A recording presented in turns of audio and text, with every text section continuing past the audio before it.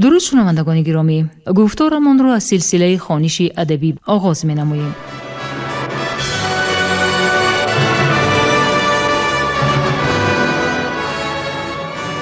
با توجه شما کتاب کسینوفونت تحت عنوان کروشنامه در ترجمه، تحریر، سرسخن و توضیحات دکتر علم‌های فلسفه پروفسور رمضان نظریف در قرائت کارمند شایسته تاجیکستان علیزاده عبدالرشید خوجمقل تقدیمتان می‌گردد. گفتار 24. سلسله مذکور با هدایت و دستگیری اساسگزار صلح و وحدت ملی پیشوای ملت پرزیدنت جمهوری تاجیکستان محترم امامعلی رحمان به چاپ رسید.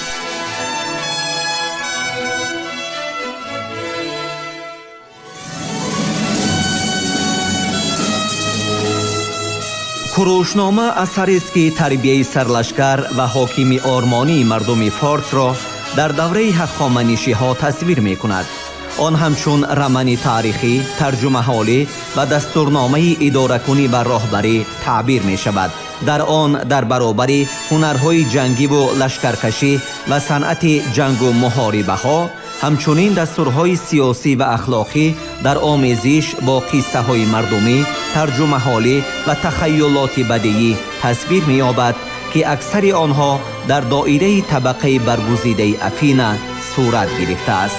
همچنین کروشنامه درباره خصلت و سیرت کوروش بزرگ معلومات می‌دهد. کتاب سیوم، باب یکم.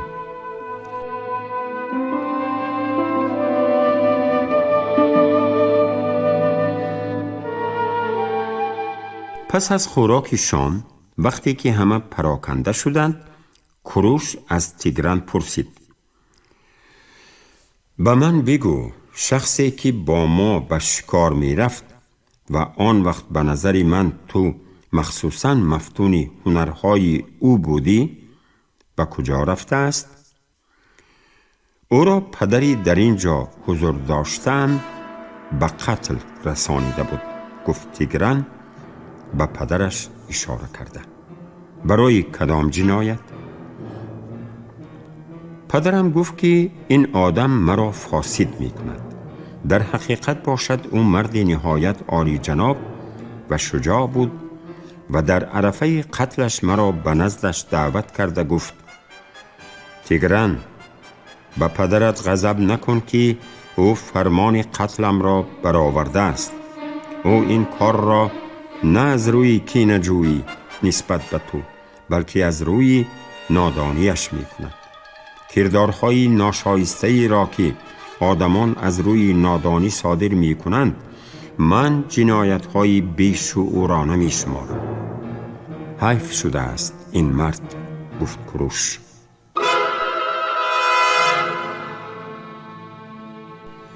شاه ارمنستان با شنیدن این سخنان به کوروش رو آورده. گفت: به من بگو کوروش، آیا مردی که با زنش در بسترش معشوق او را همخوابه یابد، او را تنها برای آن می کشد که زنش را به یک عملی بی عقلانه طیله داده است؟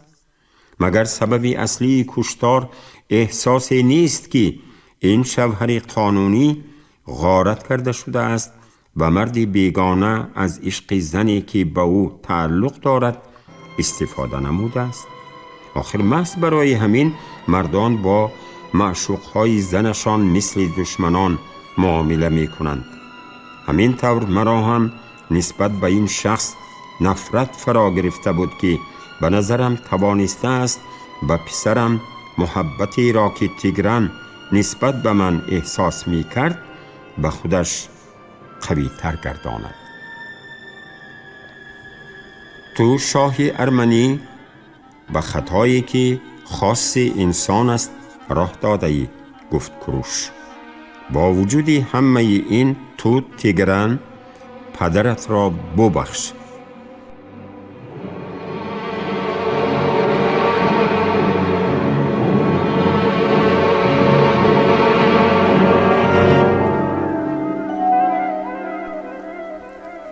پس از این صحبت‌ها که در آنها مناسبت‌های دوستانه ارمنی‌ها و کروش آشکار می‌گردید و آن طبیعی است که در نتیجه مصالحه‌ای رخ داده به وقوع پیوست، آنها به فایتون‌ها سوار شده با احساس شادی و خرسندی به راهشان رفتند. چون به خانه‌شان رسیدند، تنها درباره کروش سخن می‌گفتند.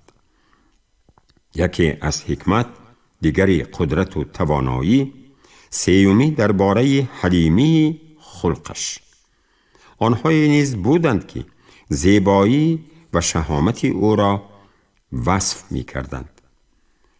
تیگران از زنش پرسید: ملکه ارمن، آیا کروش به نظر تو هم اینقدر زیبا می نمود؟ قسم به نام زیوس، جواب داد وی، من به او تماما نگاه نکردم. نباشد به سوی کی نگاه می کردی؟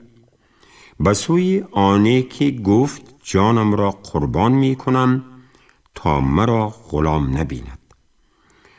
با همین صحبتشان به آخر رسید و آنها چنان که پس از چنین احساسات باید انتظار می رفت به استراحت رفتند.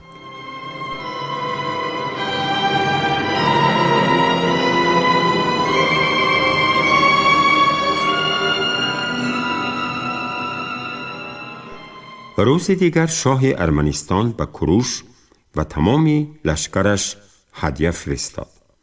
در عین حال به سربازان خود که باید با پارس‌ها به جنگ می رفتند هشدار داد که روز سیوم به آنجا رسند. او اینچنین برای وعده‌ای که به کروش داده بود 2 برابر زیادتر پول جدا کرد. اما کروش دقیقاً همان قدر مبلغی که موافقه شده بود گرفته باقی مانده‌اش را به شاه برگرداند. در عین زمان کروش پرسید که لشکر را کی؟ خود شاه یا پسرش سروری می کند؟ شاه ارمنستان در جواب گفت: با کسی که فرمان می دهی لشکر را سروری خواهد کرد. پسر باشد به کروش گفت: تو را تنها نمی مانم کروش، حتی در آن حالتی که اگر برایم لازم آید که با تو حتی به حیث حمال هم همراه باشم. کروش تبسم کنان گفت: چقدر مبلغ صرف می کنی تا زنت بشنود که تو با کاری حمالی مشغولی؟ و وی لازم نیست که در این باره بشنود. من اون را به اینجا می آرم تا خودش ببیند که من به چی کار مشغولم. در این حالت وقتی آن رسیده است که شما اسلحه جنگیتان را جمع آورید، گفت کروش. تو با اطمینان کامل به ما اعتماد داشته می توانی و ما با همه آن چیزهایی که پدرمان به ما می دهد خواهیم آمد. پس از آن جنگاوران کروش هدیه گرفته برای استراحت جا گرفتند.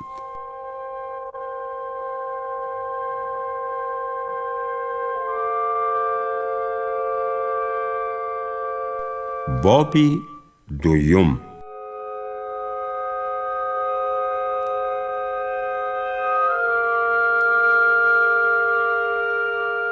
روز دیگر کروش با خود تیگران و بهترین سوارگردان نظامی ماد، اینچنین همان قدر دوستان خود را که به نظر خودش ضرور بود گرفته به سیر کشور برآمدند تا برای ساختن قلعه جای موافق را انتخاب نمایند. به یکی از قله های کوه برآمده او از تیگران پرسید که در کجا کوه های جایگیرند که از آنجا خلدانیان و کشوری آنها حمله های غارتگرانه‌شان را انجام می دهند. تیگران آنها را نشان داد و پس کروش گفت: حالا شاید در این کوه ها یگان کس نیست؟ قسم به نام زیوس که هست. در آنجا همیشه جاسوسانشان وجود دارند که به دیگران درباره همه چیزهای مشاهده شده اشان خبر می دهند. با آنهایی که جاسوسان خبر می دهند سپس چیکار می کنند؟ آنها برای دفاع از موقعهای خود در کوهها به قدر امکان نیروهای علاوگی می فرستند. کوروش به این جواب با دقت گوش داد. گرد و اطراف کشور را سیر نموده پی برد که قسم زیادی ارمنستان از آدمان خالی شده، زمین به سبب عملیات جنگی کشت و کار نشده است. بعد از این کوروش و همراهانش به اردوگاه برگشتند و خوراک شام خورده به دمگیری رفتند. روز دیگر خود تیگرانی با اسلحه جنگی مجهز شده همراه تقریباً 4000 اسب سوار تا 10,000 کمانور و همان قدر دیگر شماره پلتستها حاضر شد. تا دمی که آنها جمع می آمدند کوروش برای خدایان قربانی می کرد. از بس که قربانی ها فاری نیک می دادند، او فرمان داد که سرلشکران پارسی و مادها را دعوت کنند. وقتی که جمع آمدند کوروش به آنها با چنین سخنان مراجعت کرد: دوستانم، کوه‌هایی را که در پیشتان سر افراختند خلدانیان اشغال کردند. اگر آنها را اشغال نموده در آنجا قلعه خود را بنیاد سازیم، هم ارمنی ها و هم خلدانیان مجبور می شوند که به اطاعت ما وارد گردند. قربانی هایی که ما به خدایان آوردیم فاری نیک دادند. حالا برای به اجرا رسانیدن همه این ضرور است که پیش از همه به شجاعت و غیرت جنگی سرعت حرکتمان را ضم باید کرد. اگر ما به این کوه‌ها بروقتر از آن که دشمنانمان قوه‌های نظامیشان را جمع آورند براییم، آنگاه کاملا بی محاربه جنگی آنها را غصب می نماییم و یا با گروه‌های جنگی کمشمار و ضعیف دشمنانمان روبرو خواهیم واخورد. از این رو کار آسانتر و بی خطرتر از آن نیست که ما باید انجام دهیم، به شرطی که ما برای آن زود عمل نماییم. حالا روید و مسلح شوید. شما مادها به قنات چپ می روید. نصف لشکر ارمنستان در قنات راست و نصف دیگری آن با قطار پیشی تمام لشکر حرکت می کند.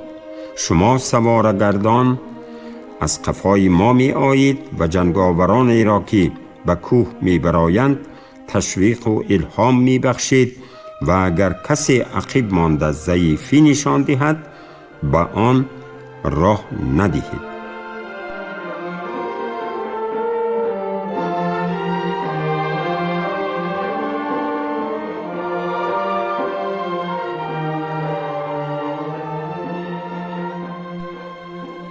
کوروش این سخنان را گفته لاخها را در قطاری ستون شکل آراست و به پیش برد. چون خلدانیان دیدند که لشکری کوروش به سوی قله کوه‌ها می‌شتابد، در حال این خبر را به راهبرانشان رسانیدند و سپس با فریاد لشکری خود را دعوت نموده به یک جا گرد آوردن گرفتند. کوروش باشد سربازانش را با سخنان زیرین روح بلند کرد: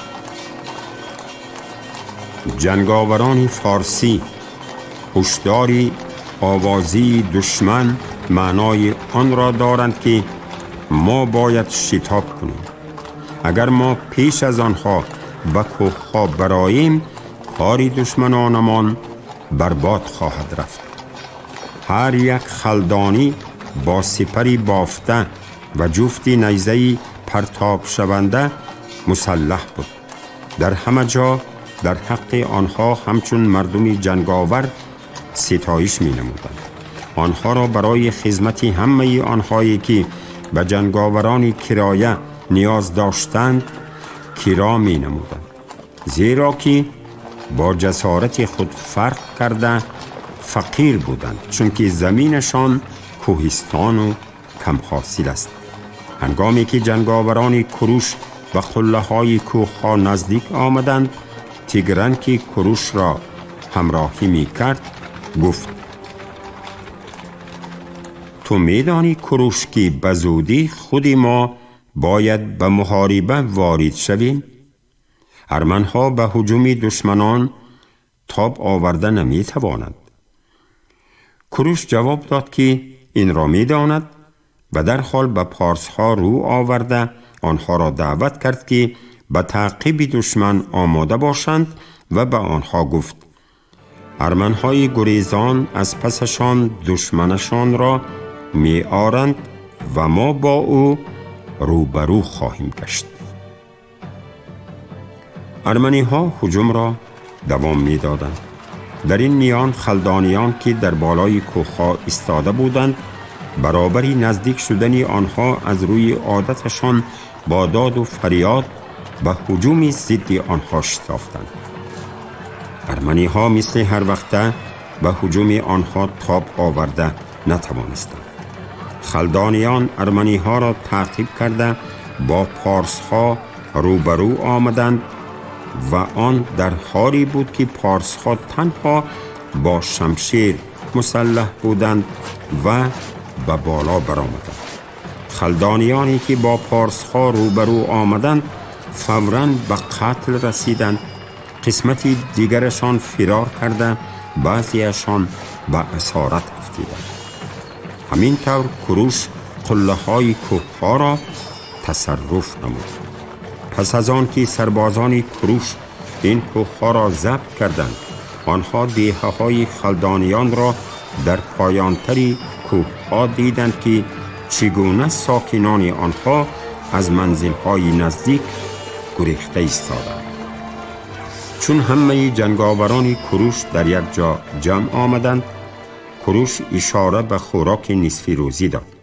پس از طعام پاسبانگاه های خلدانیان را در موقع هایشان، سرچشمه های استوار و تأمین کننده آب را نیز خبر گرفته در حال در آنجا به ساختن قلعه شروع نمود. به تیگران فرمود که به نزد پدرش قاصدی فرستد و به او بگوید که قلعه بیاید و همراهش تمامی دریدگران و سنگ تراش ها را هم گیرد. قاصد به نزد شاه ارمنی رهسپار گشت و کروش باشد با استفاده از آدمان در دست داشتهش به ساختن قلعه شروع نمود.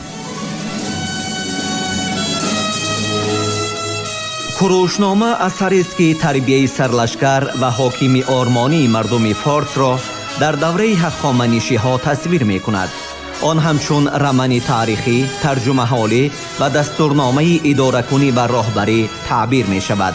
در آن در برابر هنرهای جنگی و لشکرکشی و صنعت جنگ و محاربه ها، همچنین دستورهای سیاسی و اخلاقی در آمیزش با قصه های مردمی، ترجمه حالی و تخیلات بدیعی تصویر می یابد که اکثر آنها در دایره طبقه برگزیده افینا صورت گرفته است. همچنین کروشنامه درباره خصلت و سیرت کروش بزرگ معلومات می دهد.